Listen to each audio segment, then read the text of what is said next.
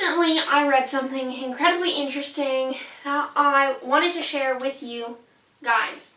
So, I'm going to start off this video by saying I am not a true crime channel. I've never made true crime videos before. I don't make true crime TikToks. That's just not something I've ever done. However, that being said, true crime is right up my alley.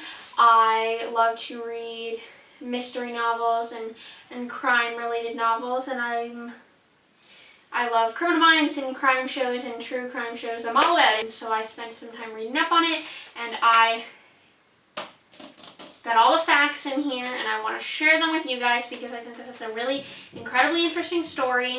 So today we're going to be discussing the story of the Lost Boys and the case of the Lost Boys. This is a case that took place in Pickering, Ontario, so close to Toronto, and in the same province that I live in, which is why it piqued my interest so much, because I don't really hear about a lot of true crime Canadian-wise.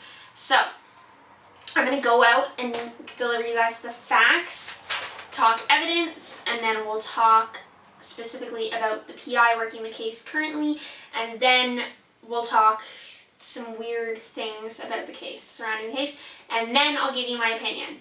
So, in case you want a quick breakdown of how we're going to do it. So, I'm going to read off of this so I don't give you guys any incorrect information.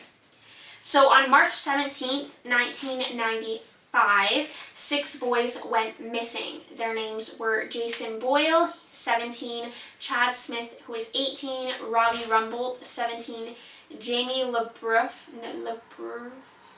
I don't know if I'm saying that right, 17, Michael Cummings, 17, Danny Higgins, 17. Those were the 6 boys. These boys were all friends, and they went to a party. It was St. Patrick's Day. They went to a party, and the boys left the party telling someone they were going to goof around at approximately 12:40 a.m. Later that night, security cameras caught 3 of the boys, Jamie, Robbie, and Michael, at the East Shore Marina around 1:48 a.m. And that was the last time they were ever seen. Well, those 3 were ever seen. The police believed that the boys stole a 14-foot Boston Whaler replica and a water tricycle, and that their little joyride ended fatally. That is what the police believe happened.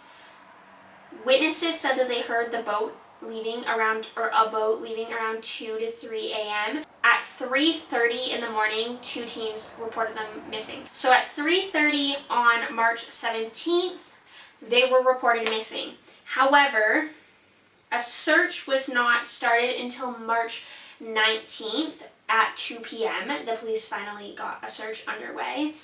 And then that same search was called off March 20th. So the very next day. So that's the facts. That's what happened. The boys were also no strangers to the police. None of them, as far as I know, were like big criminals.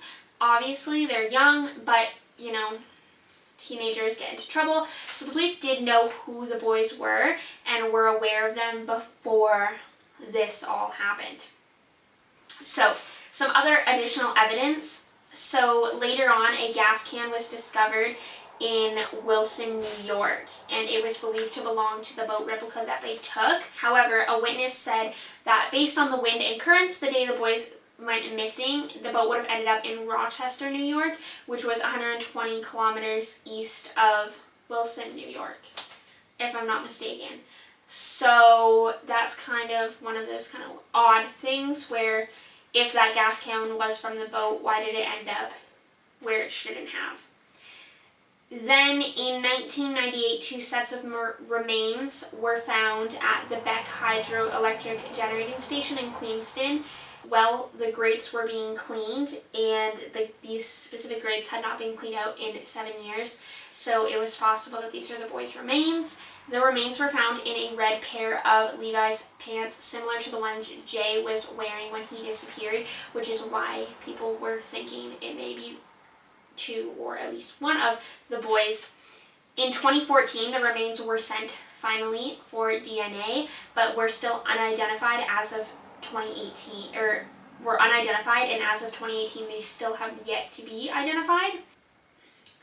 The pants were tested and had a waterproof coating that the police and the examiner said means they could not have been a pair of 1990s Levi jeans. And Police Inspector Jim Lee said it is possible that the jeans found only looked red when they were wet, but they dry a more orange color, and he says it is highly unlikely that a body lost in Lake Ontario would end up at that generating facility. So that is just a police officer's opinion on those remains. Bruce Ricketts is the PI, a private investigator, who took this case for free he's been working it for over 6 years now, and I wrote a couple points specifically about him and things that he believed or questions. So it has not been an easy experience for Bruce to investigate this case. So the police have not been very cooperative with him. They don't allow him, or anybody for that matter, to really view the evidence involved with the case. Whenever he submits questions regarding the case, he doesn't receive any replies. They would not allow him to see the autopsy report, and he requested to step in through the Office of Independent Police Review, but was denied as it was not in the public's interest, which is interesting to me personally, because if he's offering to help out and step in, why is that not in public interest? He believes in the possibility that at some point the remains found originally were misplaced. However, on that note, Jim Lee, the police officer I was speaking on before, does not believe that and is confident the remains were never displaced. So there's two varying opinions there. So, some odd things about the case and questions that have been brought up by individuals, and these are things that I found very interesting. So family members of the boys have asked, why are only 3 of the boys on the security cameras if they all stole a boat and they all stole the water tricycle? Why was only 3 of them seen? Where were the other 3? Where are the boat, the bodies? None of them, none of these things. Like, these are all large, well, I mean, I guess like bodies are pretty big things to be washing up, or a boat. Why have none of them, not a single one of the boys' bodies or any part of the boat washed up anywhere besides that gas can, which we don't have 100% proof is from that boat they took. Some of the family members believe that none of the reports were taken seriously, and I do agree with this, because I think that this first 72 hours, as most people are aware, are the most critical in a missing persons case. So if reports were made by 2 individuals that the boys were missing on the 17th, then why was search not started until the 19th, and why was it called off the 20th, only a day later, and not even because they didn't start until 2 in the afternoon.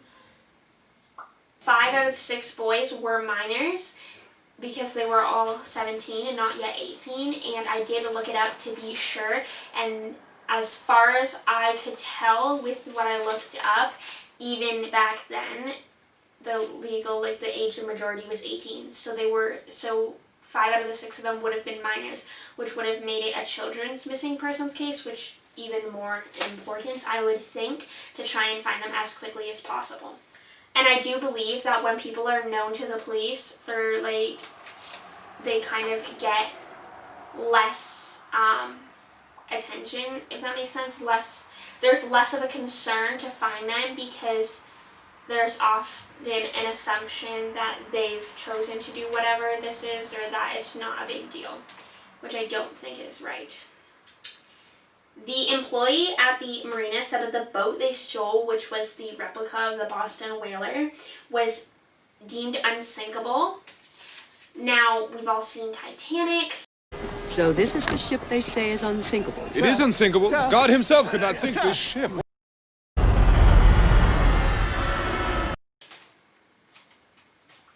Unsinkable doesn't mean unsinkable. However, the boat was well built, but in rough shape.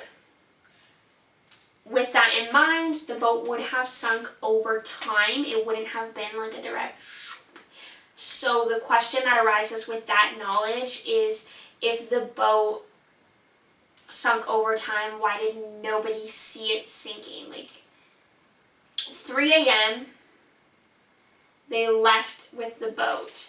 So only 3 hours later, like 6, people do start waking up that early in the morning. Even 5 people start waking up in the morning. So if the boat sunk over time, nobody saw them. Nobody that lived on that lake saw the boat sinking. It's very odd to me. Because even if the boys had already drowned and fallen off the boat sinking, it's just weird to me that there's no witnesses and nobody saw anything. Something I've learned from watching so much crime and reading and such is that sometimes people see things they don't realize is helpful to a case. So someone, in my personal opinion, I do believe someone definitely saw something that maybe they're not aware is helpful to the case. Another thing I want to say about that is, if the boat had taken time to sink and they had started the search for the boys when they were originally reported missing, likely they would have been found, or at least in my opinion, if the boat was sinking, it could have been spotted, because they would have investigated and saw the security footage from the marina and known to look on the lake for the boys. But instead, the search didn't begin until 2 days later. These last 2 points are the most suspicious to me in regards to the case and how it was handled. So when Ricketts asked to review the security footage again, the police told him they didn't have it. So that was a little weird that the police now claim they don't have it. But you did, because the moms saw it.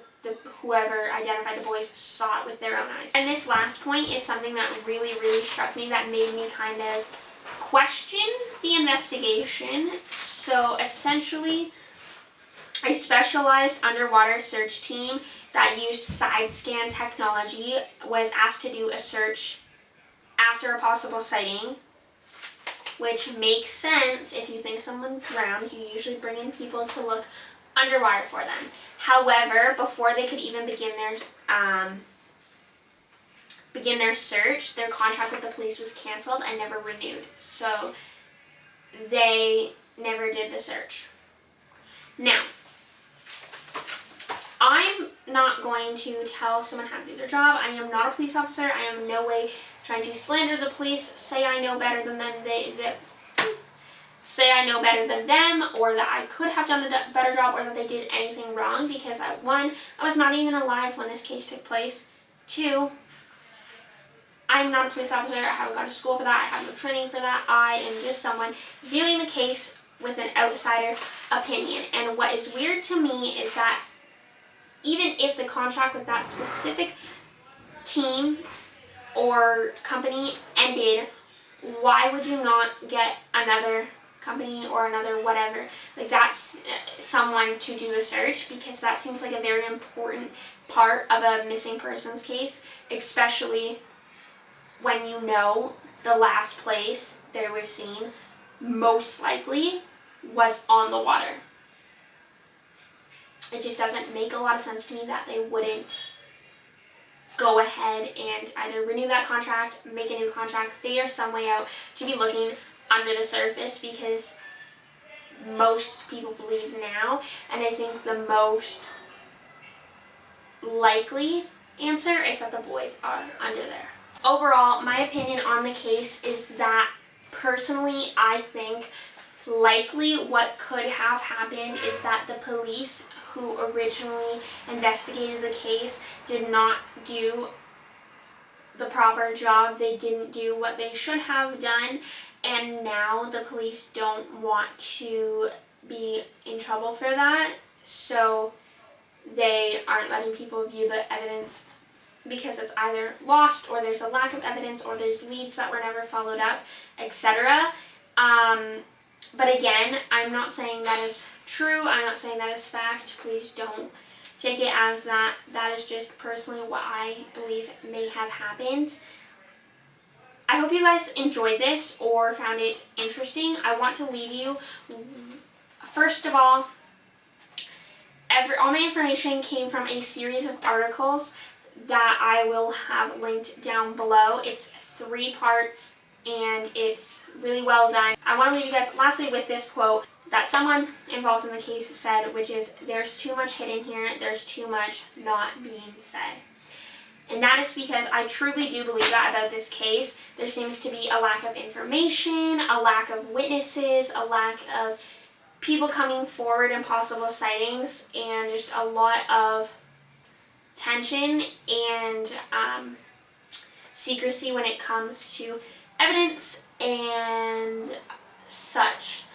Like I said, I hope you guys enjoyed this video. If you did and you want me to do another true crime related video, let me know. I'd love to do one for you. I do really enjoy looking into this stuff. Otherwise, you guys know the drill. Like always, let me know in the comments any kind of videos you want to see, any kind of video suggestions you guys have, and I will see you all next week. Peace out.